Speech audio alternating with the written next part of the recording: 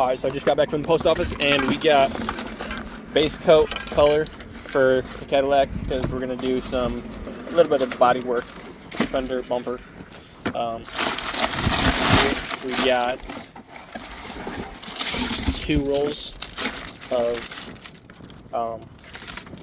5x3 dark gray metallic wrap from Fender for the Cadillac again. And so there's 2 rolls in there. Then we have this roll of like red microfiber that we're gonna do some interior stuff, and got this 6x5 foot roll of white metallic wrap from Vivid that we're gonna use for the Cadillac too. So now we're gonna fix the paint. This rust underneath. See this rust all along here. The underside. See all that rust right there. So probably not gonna be able to get it perfect, but we're gonna get it better than it is now. So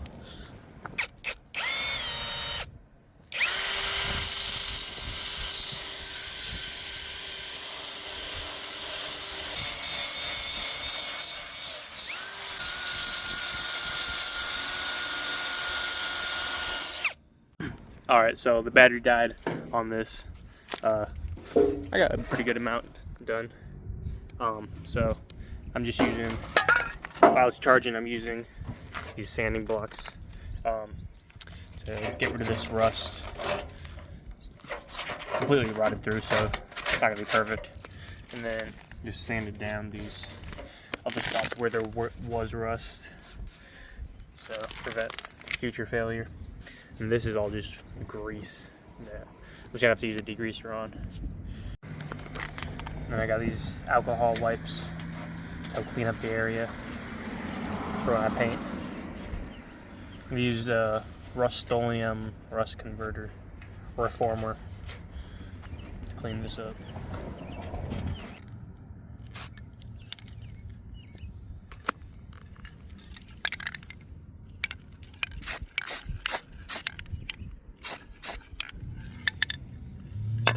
Dry.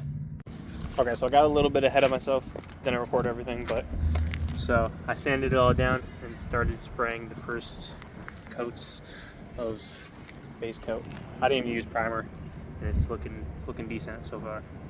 So another medium and a heavy coat, and it'll be good. Sprayed these spots with the rust reformer right there. Sprayed that down. Sprayed down there. Sprayed all those spots that had a tiny bit of surface rust. I sanded it down first and then sprayed it. But yeah. Set this back down carefully.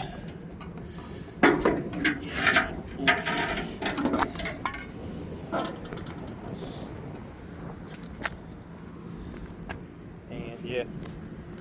So waiting for that to get a little bit, wait a couple minutes to dry, and then we'll do another coat. Alright, I cleaned it up.